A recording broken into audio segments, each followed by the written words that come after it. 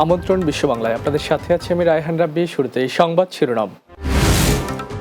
যুক্তরাষ্ট্রের কোম্পানিগুলোকে বাংলাদেশে আরও বিনিয়োগের আহ্বান প্রধান উপদেষ্টার। জাতিসংঘ অধিবেশনের সাইডলাইনে বিশ্ব নেতাদের সাথে বৈঠক।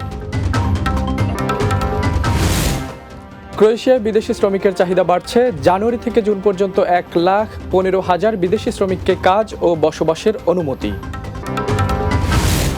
এবং সংযুক্ত আরব আমিরাতের প্রবাসী প্রবীণ ব্যবসায়ীদের প্রতিষ্ঠানকে এগিয়ে নিচ্ছে তাদের উত্তরসূরিরা। কর্মসংস্থান হচ্ছে অনেক বাংলাদেশি কর্মীর।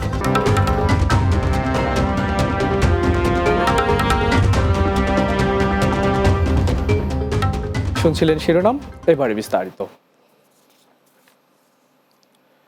যুক্তরাষ্ট্রের কোম্পানিগুলোকে বাংলাদেশে আরও বিনিয়োগের আহ্বান জানিয়েছেন প্রধান উপদেষ্টা অধ্যাপক ডক্টর মোহাম্মদ ইউনূস। তিনি জানান, বাংলাদেশ বিদেশি বিনিয়োগের পরিবেশ সৃষ্টি করেছে। বুধবার নিউ ইয়র্কে অনুষ্ঠিত যুক্তরাষ্ট্র বাংলাদেশ এক্সিকিউটিভ বিজনেস গোলটেবিল আলোচনায় যোগ দিয়ে প্রধান উপদেষ্টা এসব কথা বলেন। অনুষ্ঠানে মেটলাইফ, সেভরন এবং এক্সেলেটর সহ শীর্ষ মার্কিন কোম্পানিগুলোকে বাংলাদেশে নতুন বিনিয়োগের সুযোগ কাজে লাগানোর আহ্বান জানান ডক্টর মোহাম্মদ ইউনূস। এছাড়া জাতিসংঘ অধিবেশনের সাইডলাইনে বিশ্ব নেতাদের সাথে বৈঠক করেন প্রধান উপদেষ্টা। বিস্তারিত বুলবুল আহমেদের প্রতিবেদনে। নিউ ইয়র্ক সফরের তৃতীয় দিনেও ব্যস্ত সময় পার করেছেন প্রধান উপদেষ্টা অধ্যাপক ডক্টর মোহাম্মদ ইউনূস। জাতিসংঘ সাধারণ পরিষদের অধিবেশনের ফাঁকে বেশ কিছু অনুষ্ঠানে যোগ দেন তিনি। স্থানীয় সময় বুধবার সকালে নিউ ইয়র্কের একটি হোটেলে ইউএস বাংলাদেশ বিজনেস কাউন্সিল আয়োজিত যুক্তরাষ্ট্র বাংলাদেশ এক্সিকিউটিভ বিজনেস গোলটেবিল আলোচনায় যোগ দেন প্রধান উপদেষ্টা অধ্যাপক ডক্টর মোহাম্মদ ইউনূস। অনুষ্ঠানে বক্তৃতাকালে বাংলাদেশে বিনিয়োগ বাড়াতে মার্কিন ব্যবসায়ীদের প্রতি আহ্বান জানান তিনি।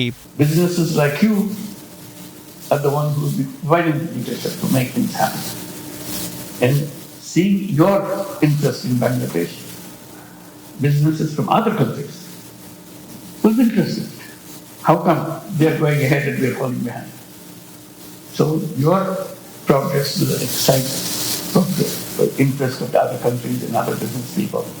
So we wish you all the success, because your success is our success to make that happen. প্রধান উপদেষ্টা অধ্যাপক ডক্টর মোহাম্মদ ইউনূসের সঙ্গে দ্বিপাক্ষিক বৈঠক করেন ইতালির প্রধানমন্ত্রী জর্জিয়া মেলোনি। বৈঠকে বাংলাদেশের আসন্ন সাধারণ নির্বাচন, অভিবাসন চ্যালেঞ্জ, রোহিঙ্গা শরণার্থী সংকট এবং আগামী ডিসেম্বরে প্রধানমন্ত্রী মেলোনির বাংলাদেশের সম্ভাব্য সফর নিয়ে বিস্তারিত আলোচনা করেন দুই নেতা।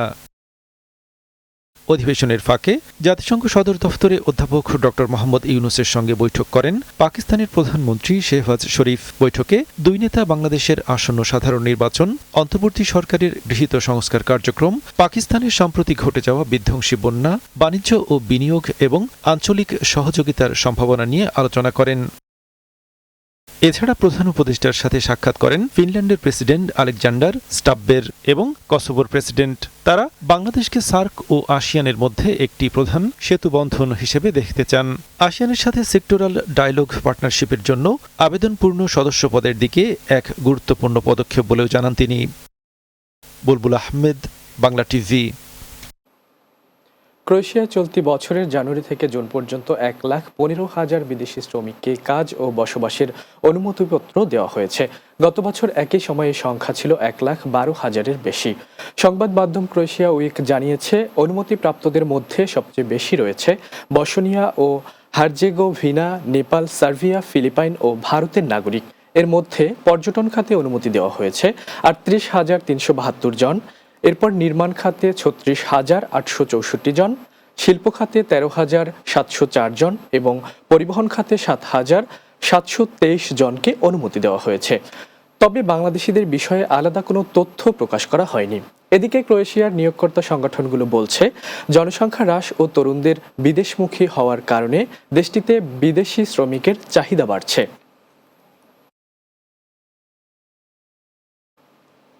এবার দুবাইয়ের গল্প।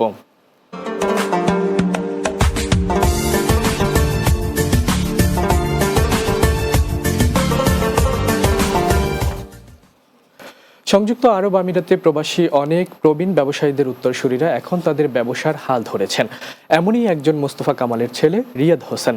বর্তমানে তিনি Madinat Bangladesh Electric, Sanitary and Hardware Companies ও Mohammad Mostafa Sanitary and Paints Contracting LLC পরিচালনা করছেন। প্রতিষ্ঠান দুটিতে কর্মসংস্থান হয়েছে প্রায় অর্ধশত বাংলাদেশি প্রবাসীর। দুবাই প্রতিনিধি শেখ ফয়সাল সিদ্দিকী ববির তথ্যচিত্রে আরও জানাচ্ছেন মাহমুদ রুবেল। লক্ষ্মীপুরের রামগঞ্জ উপজেলার সন্তান রিয়াদ হোসেন 2009 সালে বাবার হাত ধরে আসেন আমিরাতে। বড় দুই ভাইয়ের সহযোগিতায় বাবার ব্যবসা পরিচালনার দায়িত্ব এখন তার কাঁধে। এখানে আমাদের মোটামুটি ফ্যামিলি বিজনেস বললেই চলে। আমরা সবাই এখানে আমাদের ফ্যামিলি সহ সবাই আছি। আমরা পুরো বিল্ডিং ম্যাটেরিয়ালস যে জিনিসগুলো আছে সবগুলো আমরা সেল করে থাকি, রিটেল এবং হোলসেল। পাশাপাশি আমাদের কোম্পানি আছে যা দিয়ে আমরা কনস্ট্রাকশন কাজগুলো করে থাকি, ইলেকট্রিক্যাল, প্লাম্বিং, পেইন্টিং। পৈতৃক ব্যবসা পরিচালনার পাশাপাশি আমিরাতের বেশ কয়েকটি সামাজিক সংগঠনের দায়িত্বও পালন করছেন তিনি। বাংলাদেশ সমিতিতে আমি সদস্য আছি। আমাদের এখানে একটা কমিউনিটি আছে, প্রবাসী বন্ধু অ্যাসোসিয়েশন, ওটারও কোষাধ্যক্ষ আমি ছিলাম, এখনো আছি। তো ওইখান থেকে আমরা কিছু হেল্প করার চেষ্টা করে থাকি। দুইটা লাইসেন্স আছে, একটা হলো ট্রেডিং লাইসেন্স আর একটা হলো কনস্ট্রাকশন কন্ট্রাক্টিং লাইসেন্স।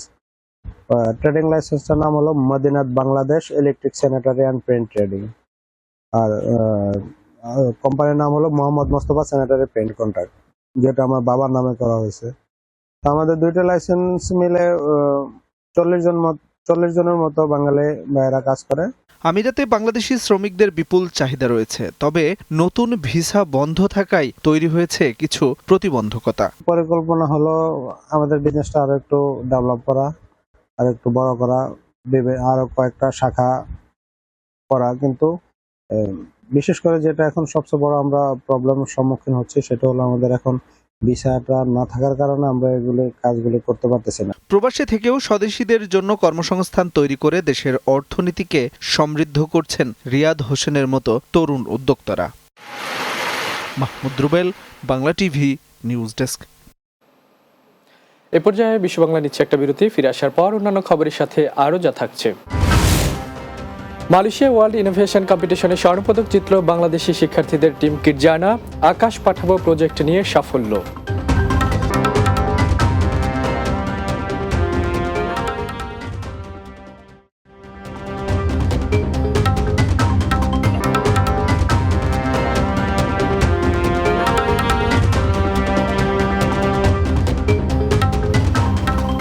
বিরতির পর বিশ্ব বাংলায় স্বাগত আরও একবার।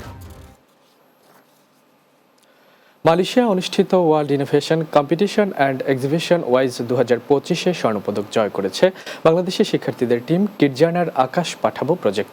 মালয়েশিয়ার কুয়ালালামপুরে সেগি ইউনিভার্সিটিতে অনুষ্ঠিত এই বৈশ্বিক প্রতিযোগিতায় বাংলাদেশ সহ বিশ্বের বিভিন্ন দেশের প্রায় 1.5 শতাধিক দল অংশগ্রহণ করে। ইন্দোনেশিয়ান ইয়াং সায়েন্টিস্ট অ্যাসোসিয়েশনের উদ্যোগে এই আয়োজন করা হয়। প্রতিযোগিতায় কিরজানার সার্বিক তত্ত্বাবধানে উদ্ভাবিত ডিজাস্টার ম্যানেজমেন্ট রোবট জেফিরন চূড়ান্ত পর্বের জন্য নির্বাচিত হয় এবং আইটি অ্যান্ড রোবোটিক্স ক্যাটাগরিতে স্বর্ণপদক লাভ করে। বিভিন্ন প্রাকৃতিক দুর্যোগে এই রোভারটি 20টি স্বয়ংক্রিয় ব্যবস্থাপনার মাধ্যমে অগ্নি নির্বাপন, স্বাস্থ্য পরীক্ষা, পরিবেশের তাপমাত্রা, গ্যাস পর্যবেক্ষণ সহ বিভিন্ন কার্যক্রম পরিচালনা করতে সক্ষম। বাংলাদেশকে প্রতিনিধিত্বকারী রোভার জেফিরন এর উদ্ভাবনী দলের সদস্যবৃন্দ ছিলেন সাফি বিন সুলতান, সাফওয়ান বিন সাদাত ও সাবিদ বিন সুলতান। দলের উপদেষ্টা হিসেবে ছিলেন কিরজানা ক্রিয়েটিভ সেন্টারের প্রতিষ্ঠাতা ও নির্বাহী পরিচালক মোসাদ্দেক হোসেন এবং সার্বিক তত্ত্বাবধানে ছিলেন কিরজানার সিএমও সাদিকুল ইসলাম। বাংলাদেশের হয়ে অন্য টিমরাও যাতে এভাবে রিপ্রেজেন্ট করে এবং অন্য টিমদেরকেও আমরা যাতে এভাবে হেল্প করতে পারি, কিরজানার হয়ে এবং টিম আকাশ পাঠাবোর হয়ে আমরা যাতে হেল্প করে তাদেরকেও এভাবে বিশ্ব জগতে বাংলাদেশকে রিপ্রেজেন্ট করার একটি প্ল্যাটফর্ম তৈরি করে দিতে পারি। সিডনি ইন্টারন্যাশনাল স্কুল ঢাকার গুলশান ক্যাম্পাসে অনুষ্ঠিত হলো বার্ষিক বিজ্ঞান মেলা। মেলার উদ্বোধন করেন সিডনি ইন্টারন্যাশনাল স্কুলের প্রতিষ্ঠাতা চেয়ারম্যান মাইনুল মৃধা। উদ্বোধনী বক্তব্যে তিনি শিক্ষার্থীদের বিজ্ঞান চর্চার প্রতি আগ্রহ ও নিষ্ঠাকে সাধুবাদ জানান। তিনি বলেন, এই মেলার মাধ্যমে শিক্ষার্থীরা তাদের কৌতূহল, সৃজনশীলতা এবং গবেষণামূলক চিন্তাধারার প্রকাশ ঘটিয়েছে। মাইনুল মৃধা জানান, বিজ্ঞানের আসল উদ্দেশ্য প্রতিযোগিতা নয়, বরং জ্ঞান ভাগাভাগি করা। তিনি শিক্ষক ও অভিভাবকদের প্রতিও কৃতজ্ঞতা প্রকাশ করেন। দিনব্যাপী আয়োজনে শিক্ষার্থীরা প্রদর্শন করেন নানান প্রকল্প, গবেষণা ও মডেল। অনুষ্ঠানে অন্যান্যদের মধ্যে উপস্থিত ছিলেন acting principal Afroza Sultana Khan, coordinator S M Moniruzzaman Jewel, Atia Ashraf ও সিনথিয়া ইসলাম। বিজ্ঞান মেলার বিচারক হিসেবে ছিলেন BAF Shaheen English medium school and কলেজের হেড অফ সায়েন্স ও ক্যামব্রিজ কোঅর্ডিনেটর মোহাম্মদ আমজাদ হোসেন এবং স্কলাস্টিকা স্কুলের সাবেক শিক্ষক Miss Salma Sultana. Talented. I can see their project like a environment, how they can save the Bangladesh environment up to how they go to the satellite. So their presentation was very much useful for our future development for our country.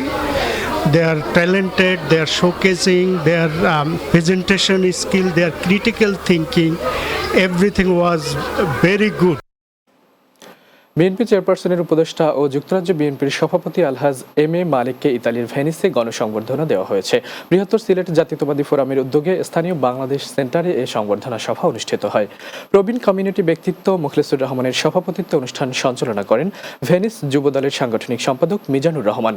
এতে বক্তব্য রাখেন ইতালির বিএনপির সদ্য সাবেক সাধারণ সম্পাদক ঢালি নাসিরউদ্দিন এবং বিএনপি নেতা ও ব্যবসায়ী শেখ আব্দুল জলিল। অনুষ্ঠানে উপস্থিত ছিলেন তাইফুর রহমান ছোটন, রফিকুজ্জামান ঠাকুর, আব্দুল আজিজ সেলিম, আরফান মাস্টার, আকবর খান ও ফখরুল চৌধুরী সহ অনেকে। এ সময় বেগম খালেদা জিয়ার রোগমুক্তি কামনা করেন এবং তারেক রহমানের নেতৃত্বে দেশে গণতন্ত্র প্রতিষ্ঠার সংগ্রামে প্রবাসীদের সর্বাত্মক সহযোগিতা অব্যাহত রাখার আহ্বান জানান বক্তারা।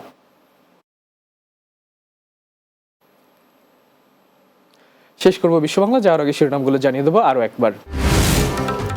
যুক্তরাষ্ট্রের কোম্পানিগুলোকে বাংলাদেশে আরও বিনিয়োগের আহ্বান প্রধান উপদেষ্টার। জাতিসংঘ অধিবেশনের সাইডলাইনে বিশ্ব নেতাদের সাথে বৈঠক। ক্রোয়েশিয়ায় বিদেশি শ্রমিকের চাহিদা বাড়ছে। জানুয়ারি থেকে জুন পর্যন্ত 1,15,000 বিদেশি শ্রমিককে কাজ ও বসবাসের অনুমতি। সংযুক্ত আরব আমিরাতে প্রবাসী প্রবীণ ব্যবসায়ীদের প্রতিষ্ঠানকে এগিয়ে নিচ্ছেন তাদের উত্তরসূরিরা। কর্মসংস্থান হচ্ছে অনেক বাংলাদেশি কর্মীর। এবং মালয়েশিয়ায় ওয়ার্ল্ড ইনোভেশন কম্পিটিশনে স্বর্ণপদক জিতল বাংলাদেশি শিক্ষার্থীদের টিম কিরজানা। আকাশ পাঠাবো প্রজেক্ট নিয়ে সাফল্য।